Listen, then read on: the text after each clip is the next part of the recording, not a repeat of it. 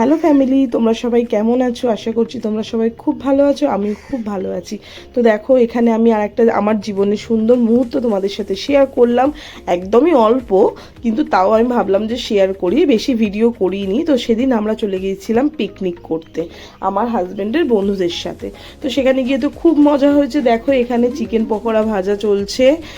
এবার ফাইনাল আমাদের master chef আসবে, উনি হচ্ছে চিকেনটাকে পুরো চটপাটা করবে। তো সেদিন বন্ধুরা আমি কিচ্ছু কাজ করিনি, আমি শুধু খেতে গেছি। কিন্তু অন্যদিন বিশ্বাস করো, আমি রান্না করতে কিন্তু খুব ভালোবাসি। তো সেই ফাঁকেই আমি চলে গেলাম কাকিমার সাথে নিচে দেখা করতে। তো কাকিমার সাথে দেখা করতে গিয়ে কাকিমা পুরোনো দিনের অ্যালবাম দেখালেন, খুব ভালো লাগলো। তারপরে ওপরে এসে দেখছি আমার ছেলেমেয়েরা খাওয়া দাওয়া করছে, খুব আনন্দ করছে। এরপরে তোমাদেরকে একটা সুন্দর ডান্স আমি দেখাবো, তো তোমরা দেখো।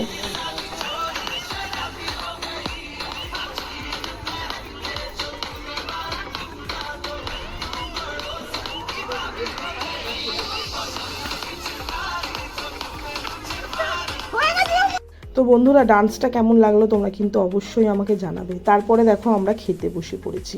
তো তাই জন্যই ভাবলাম তোমাদেরকে একটু ভিডিও শেয়ার করি। খুব একটা ভিডিও করিনি, কারণ আমরা খুব গল্প করছিলাম, আনন্দ করছিলাম, তার মাঝে আর অত ভিডিও করা হয়নি। তো দেখো, আমার ছেলে এখানে ওর মতন দুষ্টুমি করেই যাচ্ছে। তো এখানে আমাদের মেনুতে ছিল মাটন। তো খুবই ভালো রান্না হয়েছিল, কিন্তু আমরা কেউই বেশি অতটা রাতে খেতে পারিনি, কারণ হচ্ছে সবাই অনেক চিকেন খেয়েছিলাম। তারপরে দেখো সবাই খাচ্ছে।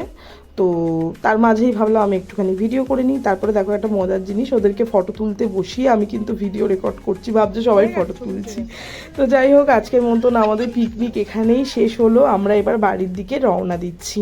তো খুব মজা করলাম, খুব আনন্দ করলাম। সবাই মিলে এক জায়গায় হলে খুব মজা তো হয় বন্ধুরা। তো এবার বাড়ির দিকে যাচ্ছি। তো তোমার লাগলো তোমরা কিন্তু অবশ্যই বলো। টাটা। না না, ও তোল না, এসো। না না,